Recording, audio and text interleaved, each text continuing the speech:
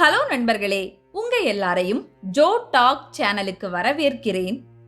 புராணங்களிலும் இதிகாசங்களிலும் வரும் கதாபாத்திரங்கள் ஒவ்வொன்றும் நம் வாழ்விற்கு தேவையான பல வாழ்வியல் கருத்துக்களை அனுபவ ரீதியில் நம்மிடம் தெரிவித்துவிட்டே போகும்.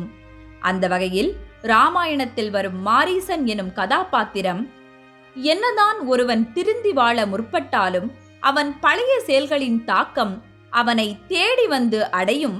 அது நன்மையெனினும் தீமையெனினும் அதில் தப்பிக்க முடியாது எனும் பொருள் கொண்ட ஊழ்வினை உறுத்து வந்து ஊட்டும் எனும் வாக்கியத்திற்கு எடுத்துக்காட்டாய் அமைந்ததாகும். யட்சனாய் பிறந்தான், அநீதி புரிந்து அரக்கனானான், பின் ராமபிரானின் வீரம் கண்டு முற்றும் துறந்து தவசியானான். இருந்தும் கடந்த கால ஊழ்வினையால் ராவணனின் வற்புறுத்துதலினால் தவறிழைக்க முற்பட்டு மாயமானாகி மாண்டான். இப்படி தீயவற்றில் இருந்து மட்டுமன்று தீயவர்களிடமிருந்தும் விலகி இருக்க வேண்டும் என்பதற்கு மாரீசன் ஒரு எடுத்துக்காட்டு. அதை போலவே ஆசைக்கு தகாத மாயையின் மேல் ஆசை கொண்டால் அது ராமனாயினும் சீதையாயினும் அவர்களுக்கு அல்லலே என்பதை உணர்த்துவதற்கும் இந்த மாயமானாய் சீதையை கவர உதவிய மாரீசன் ஒரு எடுத்துக்காட்டு. அப்படிப்பட்ட ராமாயண கதையின் போக்கையே திருப்பி அமைத்த மாயமானான மாரீசன் வரலாறு பற்றி நாம இன்னைக்கு இந்த பதிவுல கேட்கலாம். வாங்க வீடியோக்குள்ள போகலாம். பிரம்மதேவரின் வரத்தின் மூலம் 1000 யானைகள் பலம் கொண்டு பிறந்த தாடகை எனும் யட்சிக்கும் சுந்தன் எனும் யட்சனுக்கும் பிறந்த 2 மகன்களில் ஒருவரே மாரீசன் ஆவார். சிறு வயதில் மாரீசனின் தந்தையான சுந்தன் ஒருமுறை அகஸ்திய முனிவர் தான் சிவ பூஜைக்கென தயார் செய்து வைத்திருந்த பூ மரங்களை ஒடிக்க, அதனால் கோபமுற்ற முனிவர் சுந்தனை தன் பார்வையால் எரித்து சாம்பலாக்கினார்.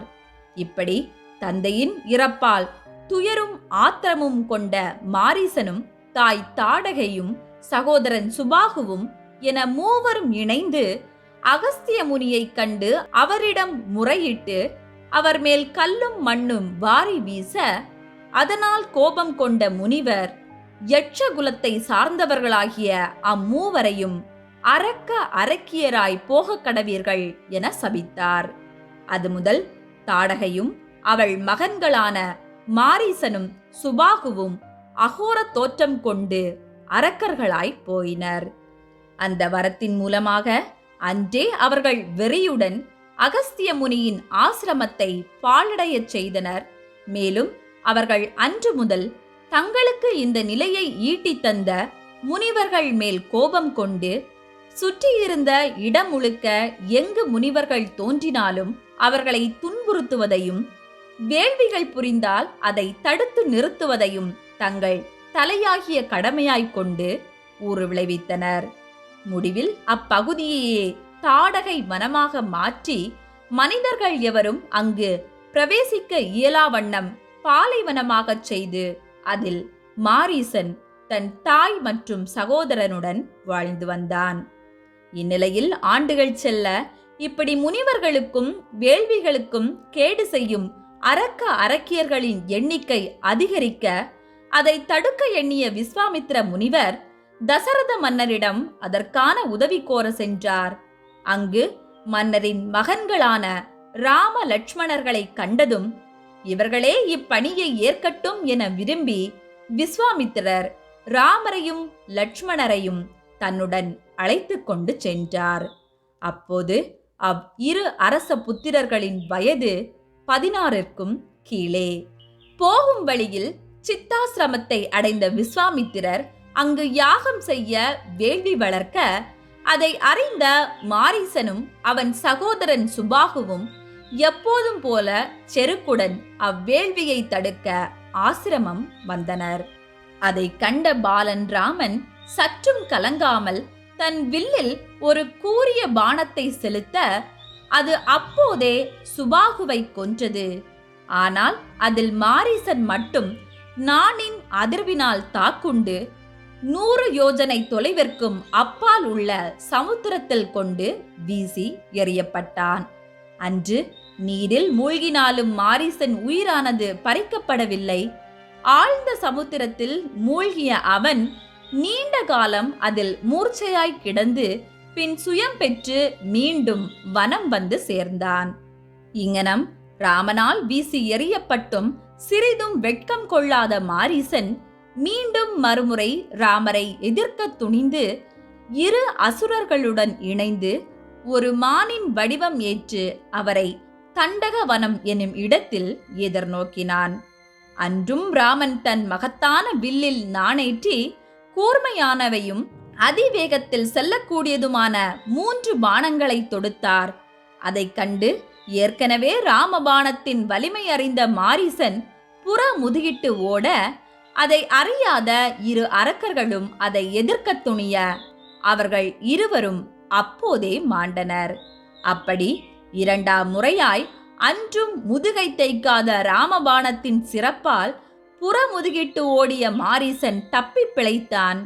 இப்படி ராமபாணத்திலிருந்து தப்பித்த மாரீசன் அன்று முதல் இனி முனிவர்களை எதிர்க்க இயலாது, எதிர்த்தால் அவர்களுக்கு பாதுகாப்பாயிருக்கும் இந்த ராமரால் நமக்கு அழிவே என்று எண்ணி பல காடு மலை தாண்டி தனிமையில் சென்று மனமாற்றம் கொண்டு மர ஒரியும் கருப்பு மான் தோலும் போர்த்தியபடி ஜடாமுடி தரித்து உணவு கட்டுப்பாடுடன் தவம் புரிய ஆரம்பித்து அங்கேயே தன் வாழ்க்கையை யாரும் அறியா வண்ணம் அமைதியுடன் நடத்த ஆரம்பித்தான். அப்படியே வருடங்கள் ஓடியது. ராமருக்கும் சீதைக்கும் திருமணம் நடந்தது. கைகேயின் வரத்தினால் ராமர் சீதை மற்றும் லட்சுமணருடன் வனவாசம் சென்றார். அங்கு தண்டகாரண்யம் எனும் இடத்தில் ஆசிரமம் அமைத்து வாழ்ந்த அவர்களை சூர்பனகை ஒரு நாள் காண நேர்ந்தது. அப்போது அவள் ராமர் மீது ஆசை கொண்டு அவரை அடைய முயல, அதில் கோபம் கொண்ட லட்சுமணன் சூர்பனகையின் மூக்கையும் காதுகளையும் வெட்டி அவளை துரத்தினான். அன்றைய தினத்திலே சூர்பனகைக்கு ஆதரவாய் சென்ற ராவணனின் சகோதரர்களான கரனும் தூஷணனும் ராமபாணத்தால் கொல்லப்பட்டனர். கூடவே திரிசிரன் எனும் தலைமை அரக்க வீரனும் அவனுடன் 14,000 அரக்கர்களும் ராமரால் வீழ்த்தப்பட்டனர். இப்படி அவமானமும் தோல்வியும் அடைந்த சூர்பனகை மனதிலே கோபமும் பொறாமையும் கொண்டு தன் சகோதரரான இலங்கை வேந்தன் ராவணனிடம் வந்து முதலில் ராமரின் வீரத்தை குறித்து கூறி ராவணனை பயம் கொள்ளச் செய்தாள். பின் தன் சகோதரன் எதை கூறினால் அவன் மனமானது கிளர்ச்சியடையும் என்பதை அறிந்திருந்த அவள் அவனிடம், சகோதரா, தனி ஒருவனாய் இத்தனை அரக்கர்களை பந்தாடிய ராமனுடன் அவன் சகோதரன் லட்சுமணன் எனும் பெயர் கொண்ட ஒருவன் அவனுக்கு வலக்கரமாய் செயல்படுகிறான். கூடவே விசாலாட்சியும் பூரண அழகுடையவளுமான ராமரின் பத்தினியான சீதையும் அவர்களுடன் வாழ்ந்து வருகிறாள்.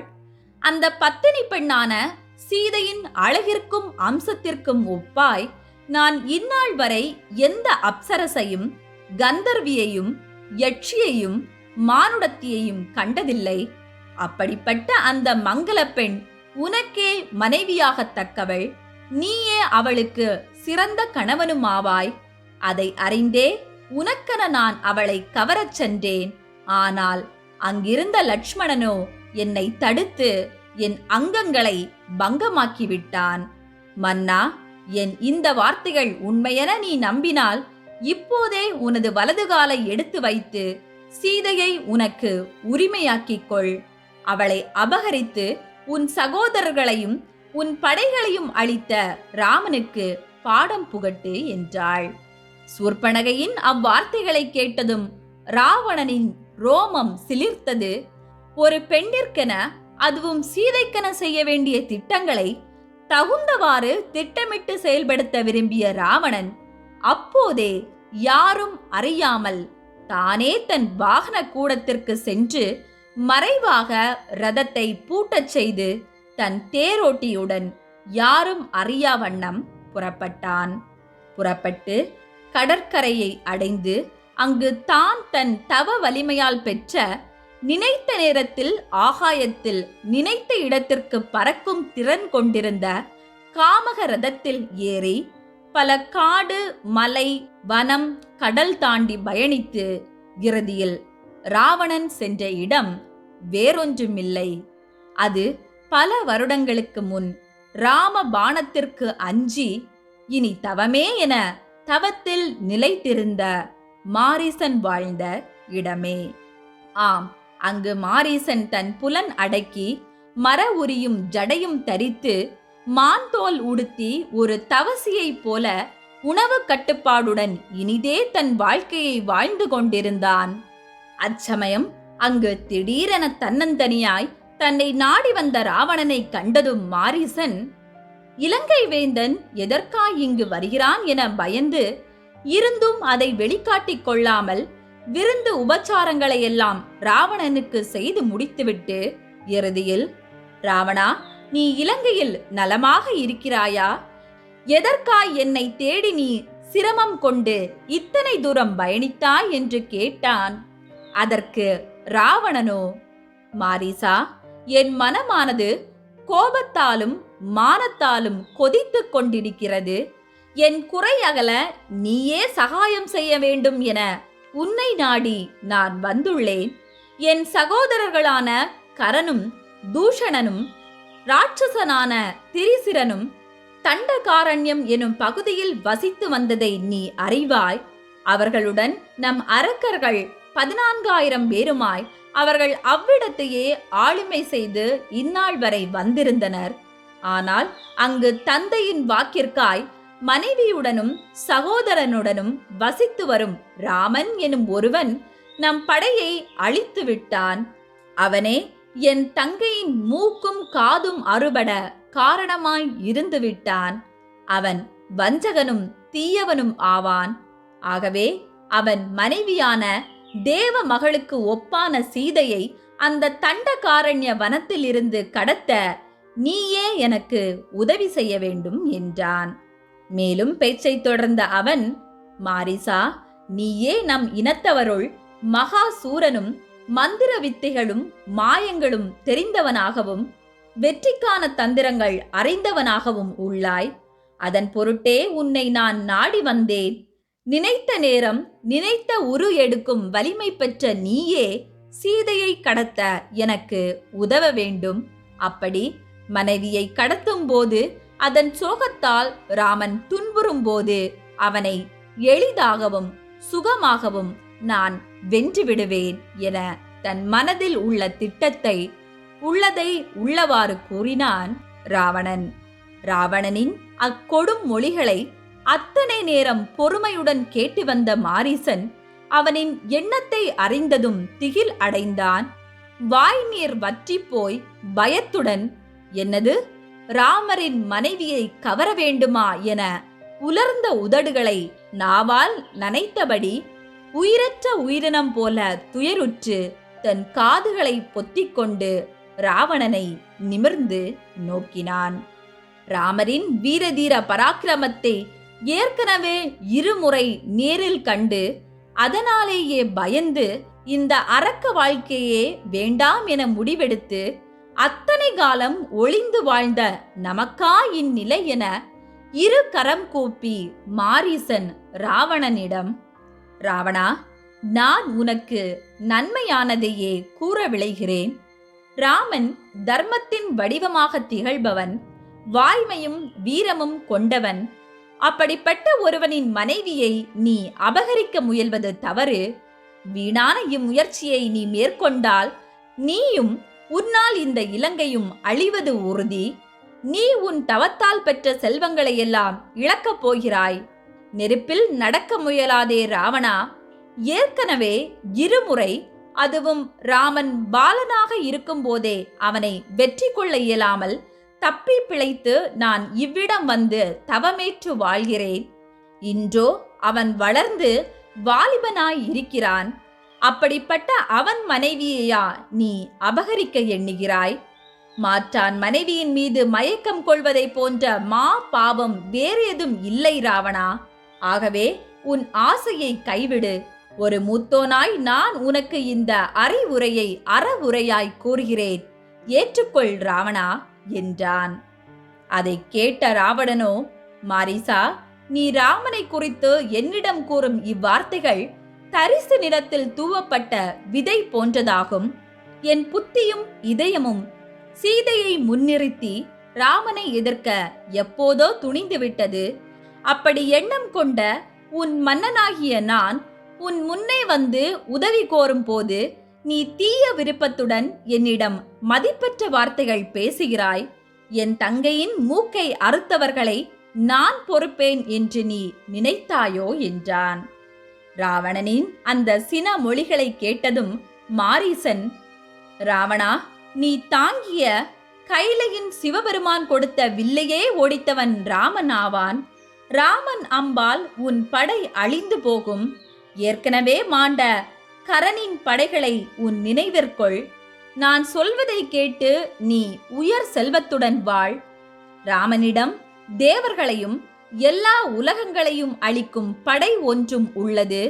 உன்னுள் இப்போது தோன்றியிருப்பது அரக்கர்களின் தீய குணமாகும். நஞ்சை உண்ண முயல்பவரிடம் இது நல்லது, உண்ணுங்கள் என்று சொல்பவன் நான் அல்ல. என் சொல்லை தட்டாதே என்றான். அதற்கு ராவணனோ, மாரீசா, உலகையும் ஆளும் என்னையா தசரத மைந்தன் அழிக்கப் போகிறான்? என் பகைவனை பற்றி உயர்த்தி என்னிடமே கூறும் உன்னை நம்பியா உன்னிடம் உதவி கேட்டு வந்தேன். சரி, ஒரு மன்னனாய் நான் உனக்கு ஆணையிடுகிறேன். நீ இதை செய்தே ஆக வேண்டும். நீ செய்ய வேண்டிய காரியத்தை நான் உனக்கு கூறுகிறேன். அதை மறு வார்த்தையின்றி செய்வதே உனக்கு தகுந்ததாகும். நீ ஒரு பொன்மயமான மானாய் மாறி சீதை இருக்கும் பகுதிக்கு சென்று அவளை உன்மேல் ஆசையுறச் செய். அவளும் நீ வேண்டும் என்று ராமனிடம் கூறுவாள். அவனும் உன்னை விரட்டி உன் பின் வருவான். அதன் பின் அவனுடன் அவன் சகோதரன் லட்சுமணனும் பின்தொடர்ந்து வரும்படி நீ செய்ய வேண்டும். அச்சமயம் நான் சீதையை கவர்ந்து செல்வேன். எனக்கென நீ இக்காரியத்தை செய்த பிறகு உன் இஷ்டப்படி வாழலாம். நீ இதற்கு முரண்பட்டால் உண்மையில் உனக்கு இப்போதே இங்கேயே என் கைகளால் மரணம் நிச்சயம். உன் முடிவென்ன என்று கேட்டான் ராவணன். அதற்கு மாரீசனோ, ராவணா, என் உயிருக்கு நான் அஞ்சவில்லை. நாசம் ஒன்று விளைய இவ்வளவு தூரம் முயல்கையில் அதில் நன்மை என்ன, தீமை என்ன? இருந்தும் உன் நன்மைக்காய் இறுதியாய் நான் இதை கூறுகிறேன். அரசன் மனைவியை வஞ்சித்து கொண்டு போக நீ விரும்பினால் போரிட்டு வென்று பெருமையுடன் கொண்டு செல் என்றான். அதை கேட்டதும் ராவணனோ, படையா? சீதையை கவர படை எதற்கு? என் இந்த ஒரு வாளே போதும். ராமனை கொன்று சீதையை கவர்வேன். ஆனால் அவள் பத்தினியானவள். ராமன் இறந்தான் என்றால் அப்போதே அவளும் இறந்து போவாள். ஆகவே அவளை மாயம் செய்தே தூக்கிச் செல்ல வேண்டும் என்றான். மாரீசனோ, இனி ராவணனிடம் எதை கூறியும் பயனில்லை. அவனை தடுக்க முடியாது. அவன் வேண்டுகோளை மறுத்து ஆத்மாவான அவன் கைகளால் இறப்பதை விட ராமரின் அம்புகளால் இறப்பது புகழை தரும். ராமபாணம் மோட்சம் தரும் என மனதில் நினைத்து கொண்டு, சரி ராவணா, உன் திட்டப்படி நடக்கிறேன் என்றான்.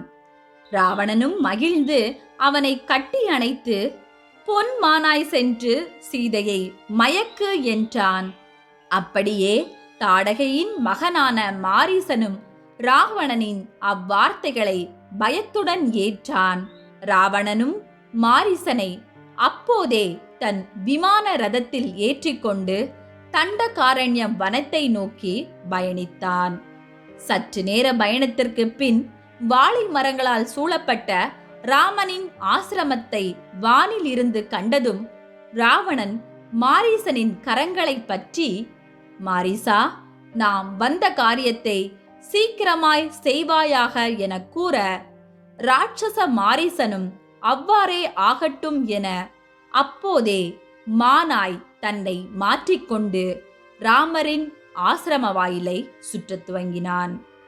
மாரீசனானவன் ஒரு மாய பொன் மானாய் மாறிப்போனான். ரத்தினங்கள் பதிக்கப்பட்டது போன்ற வெள்ளை கருப்பு புள்ளிகள் கொண்ட முகத்துடனும், சிவந்த தாமரை இதழ் போன்ற மேல்வாயும், இந்திர நீலம் போன்ற காதுகளும், சற்றே உயர்ந்த கழுத்தும், செந்நிற உதடும், இலிப்பை மலரை போன்று ஒளிரும் விலா பகுதியும், வைடூரிய பிரகாசம் கொண்ட கால் குழம்பும், அழகிய அங்கமும், மேல் நோக்கி நிற்கும் வாலும் கொண்டு ஒளிரும் ஒரு தேவலோக மான் போல ரம்யமாய் ராமரின் ஆசிரமம் முன் தோன்றினான். வேண்டுமென்றே சீதையின் கண்களில் பட வேண்டுமென்று அங்கே மெதுவாக உலா வந்தான். துள்ளிக்கொண்டும் படுத்துக்கொண்டும் வேடிக்கை காட்டும் விதமாய் 8 திக்குகளிலும் தெரித்து கொண்டும் திரிந்தான் மான் உருவில் இருந்த மாரீசன். அவ்வாறே சரியாக அதே நேரத்தில் அழகிய விழிகொண்ட சீதையும் மலர் பறிக்க எண்ணம் கொண்டு செடி கொடிகளை சுற்றி வெளியே நடக்க வந்தாள். அப்போது அவள் அங்கே விசித்திர அங்கங்களோடும் மாயமயமான அழகோடும் சுற்றி திரிந்த மானை கண்டாள். கண்டதும் அவள் ஆச்சரியம் பொங்க விழி உயர்த்தி சிநேகம் கொண்டு மகிழ்ச்சி அடைந்து ராம லட்சுமணரை உரக்க அழைத்தாள். வெளிவந்த அவர்களும் சற்றும் முற்றும் நோக்கி சீதை அழைப்பின் பொருள் உணர்ந்து அந்த மாயமானை நோக்கினர். அதை கண்டதும் லட்சுமணனோ சந்தேகம் கொண்டு, இந்த மான் ராட்சச மாரீசன் என்றே நான் நினைக்கிறேன்.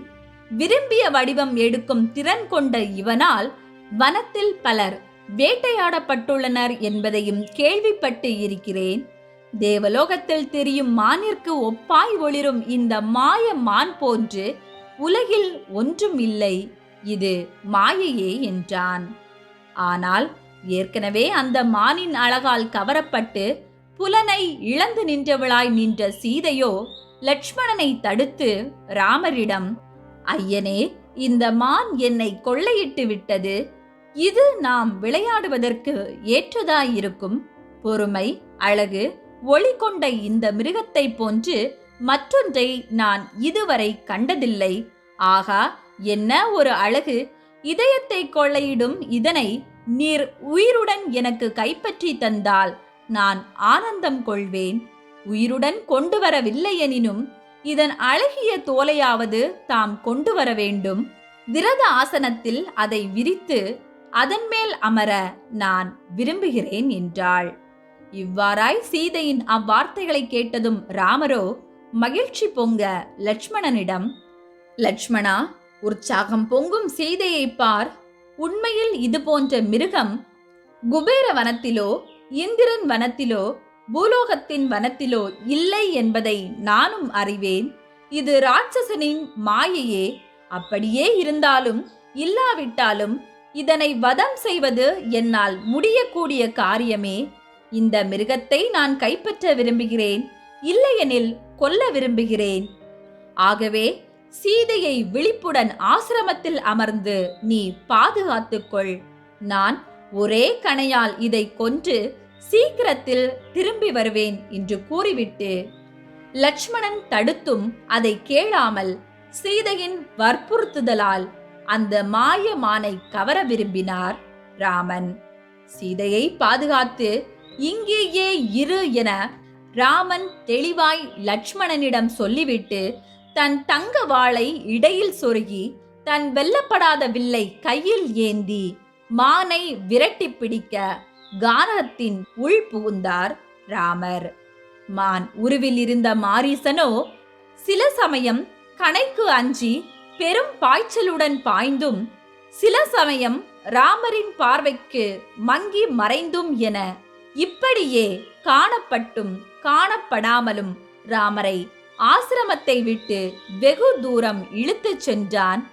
இப்படி நொடிக்கு ஒரு முறை ஆசை காட்டி வஞ்சிக்கும் மானை கண்டு இறுதியில் களைப்புற்ற ராமன் கோபம் கொண்டு தன் வில்லில் ஒளிமிக்க கணையை பூட்டி குறி பார்த்து அந்த மிருகத்தின் மீது எய்தான்.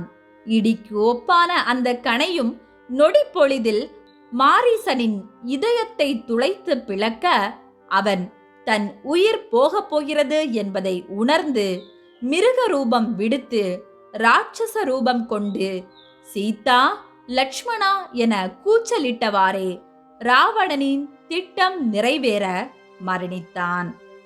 அன்று அகத்திய முனிவரிடம் மோதியதில் துவங்கிய மாரீசரின் வாழ்வு இன்று ராமர் கையால் முடிந்தது. இருமுறை அவரால் பிழைப்பிக்கப்பட்ட உயிர் ராமரின் அவதார நோக்கத்தை பூர்த்தி செய்ய முக்கிய காரணமாயிருந்து இறுதியில் ராமரின் கையாலே முடிந்து போனது.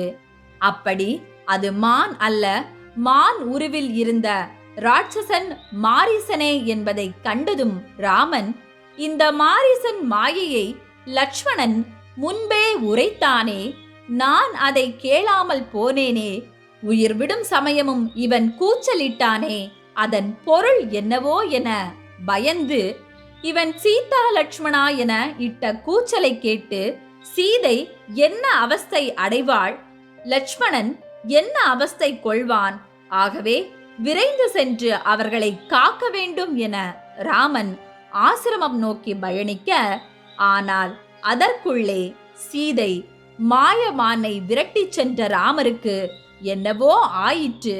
அவர் உதவி வேண்டியே சீதா லக்ஷ்மணா என கூவினார் என்று தவறாக எண்ணி லக்ஷ்மணனை பலவாறு நிந்தித்து பல வன்மொழிகளை அவனை பார்த்து கூறி ராமரை காக்குமாறு லக்ஷ்மணனை விரட்டினாள். அதேபோல் அதுவரை அண்ணன் சொல் தட்டாத லக்ஷ்மணனும் விதிவசத்தால் அன்று சீதையை விட்டு பிரிய ராவணன் தன் திட்டத்தை நிறைவேற்ற அனைத்தும் ஏதுவாகி போனது. இதுவே மாயமானான மாரீசனின் கதை. ஆதியாத்ம ராமாயண பதிப்பானது எவன் ஒருவன் தன் உயிரை துறக்கையில் ராமரை நினைக்கிறானோ அவன் சொர்க்கம் அடைகிறான். அந்த வகையில் ராமரின் பாணத்தால் மாரீசனின் ஆன்மாவும் முக்தி பெற்று சொர்க்கம் அடைந்தது என்று கூறுகிறது ஆதியாத்ம ராமாயணம். தீயோரை காண்பது தீயது, தீயோர் சொல் கேட்பது தீயது, தீயோரின் உடனிருப்பு அதைவிட தீயது என்பதற்கு இந்த மாரீசன் கதை ஒரு எடுத்துக்காட்டு. ஓகே நண்பர்களே, நாம இன்னைக்கு இந்த பதிவுல ராமாயணத்தின் கதாபாத்திரம் மாரீசன் பத்தி பார்த்தோம். இந்த வீடியோ உங்களுக்கு பிடிச்சிருந்ததுன்னா லைக் பண்ணுங்க, மறக்காம ஜோ டாக் சேனலுக்கு சப்ஸ்கிரைப் பண்ணுங்க. நன்றி.